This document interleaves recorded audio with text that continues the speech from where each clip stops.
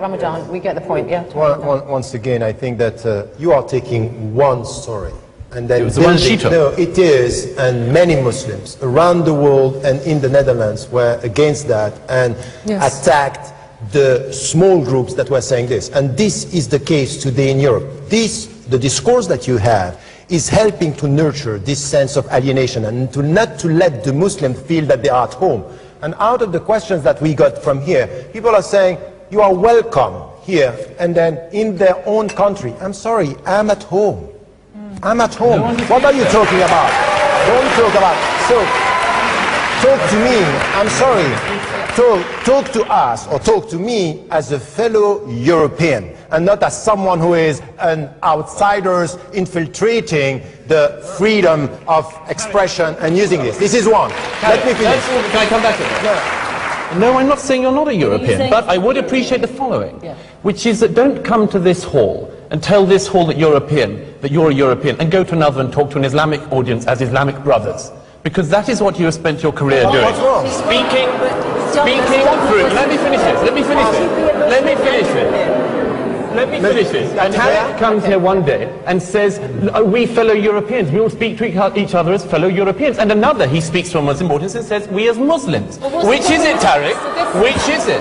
I'm a Muslim. You can't pretend you have two identities. Come and just you know what? Can I say something about But you are my... Okay, you two, just a minute. We get your point. Let's see, I mean, Fleming and then Petra. And on this point, on this specific point, can Tariq Ramadan be Muslim and European? And is there a problem with standing with Muslims and saying, I'm a fellow Muslim, but also being European? Douglas seems to have a problem with that. Of course not. Of course not. But no, I'm not finished. Islam is not a race. And why is this important? Because if it's race, you don't have a chance to change it.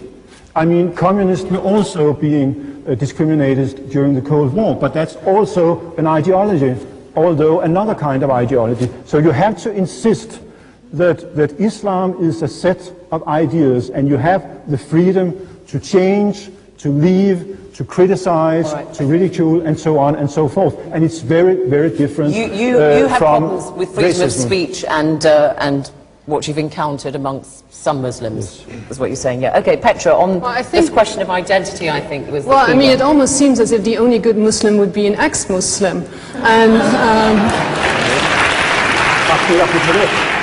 And so for me, how enlightened are we if we only welcome people who are like us? I mean, like you and me. I mean, can we actually accept people who think differently? I think this is when our values are really tested. And of course, when people are thinking differently and don't want to change religion, that's also a universal human right. All right, but Petra, what about one of the questions that we had from the floor, which is somebody expressed the view that women have said that they enjoy more freedom in the Middle East than they do actually when they come to Europe, which is kind of... In the Netherlands, we have a political party which is in parliament, which doesn't allow women to run for office. And I don't hear the same voices about this party as I hear about Muslim women. Tariq Ramadan, I do want to ask about women and Islam, because this is something, we've had some contributions from the floor on that, and women wearing their veils and so on. I mean, this is something which does exercise a great deal of debate. The fact that a lot of people feel that you can't be a Muslim woman and enjoy certain freedoms. How do you address that? No, I think that we have to acknowledge the fact that there are problems, but we also have to acknowledge the fact that things are evolving, that there is and there are Muslim women in Europe today who are leaders in the leadership and coming with new interpretation. When it comes, for example, something which is very simple about the headscarf. It's against Islam to impose it, it's against human rights to take it off. This should be the point, and this is why we should be in agreement. Second point, against forced marriages. We had campaigns in Europe against forced marriages. And then when it comes to anything which has to do with reading the text, being able to come and to get a sense of autonomy for women, this is happening. So I would say that in some countries, you wear the headscarf, by definition, you can't be a free Muslim woman because the way you dress. I think it's wrong. Let the people decide and let them speak for themselves and listen. Right, listen, because sometimes they speak and they are not listening. There's a big debate, yeah. I want to talk about you. There's a big debate. I have a direct question to Tariq. What will you do if you find out that a woman is not wearing that dress by her own choice? What will your opinion be? It happened, and I did it to, and I said it to some of the, at least now in my mind there are two, who asked me about the fact I don't want to wear it, and posed by my father, and once by my mother. I said, resist. Don't accept something which is against your freedom, because it has to be your choice, and it's an act of faith. So for the dignity of Muslims, you have to resist. All right, I mean, there's a big debate at the moment in Europe, isn't there, in France in particular, about the niqab, the full face veil, and even people like Rachida Dati, the former French cabinet minister, has said that she is opposed to that. But Douglas, I want to ask you, you heard some of the people from the floor there, the woman complaining about attacks on her because she's described as a scarfie, because she wears a head veil. I mean, that is something that you would regret. I mean, that doesn't promote social cohesion. Nobody thinks that any physical attacks or any such thing could be a good thing to happen. Of course not. Of course there are. Let's make sure we're right. Talking about prejudice exists in society. Let's just be absolutely clear as an audience. Prejudice undoubtedly exists in this society. It exists across racial groups, including from minorities to other minorities, after all, which is one of the things we see increasingly in Britain these days. And it is also the case that people, in particularly famously lower socioeconomic groups, are likely to feel hatred for other groups. That is one of the things that has to be tackled, and everyone, I think in this hall, I'm sure, we're in agreement that that should be tackled. But do not mix up somebody, a thug, a racist, and so on, attacking somebody in a street with the right of Fleming and me to say what we see in the Quran, what we think of Muhammad, and maybe even asserting our right to say so. Okay, all right, now...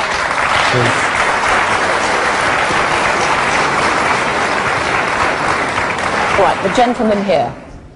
I think part of the issue here is that at the point where Europe is becoming increasingly secular, there's a group of people who have a tenacious belief in God. And I just wonder whether or not if we had 16 million evangelical Americans moved here, I'd feel exactly the same about that. I don't think it's anything to do with race. It's just...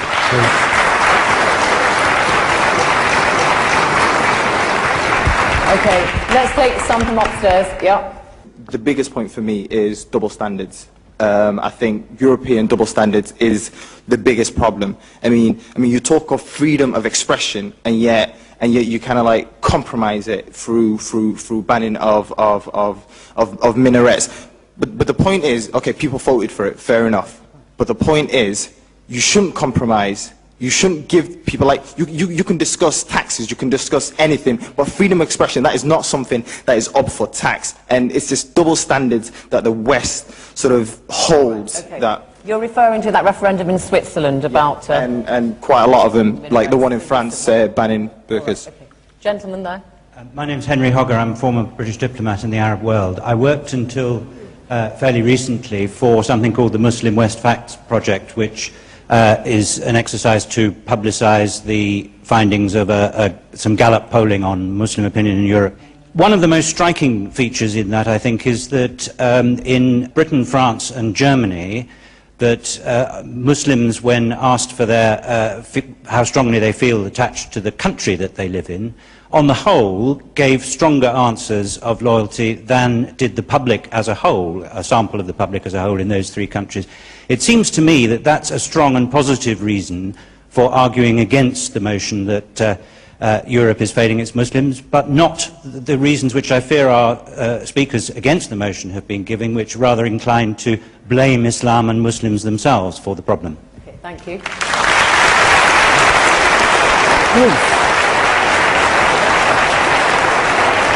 The gentleman behind you. I'll come to you in a second. I do a lot of work with Christians who've come out from the Middle East, sometimes due to persecution, and British policy is frequently behind that. So the world is very complicated. But what worries me is that a lot of the things that people are worried about Muslim immigrants into Europe are very hard attitudes that a lot of the Christians also have.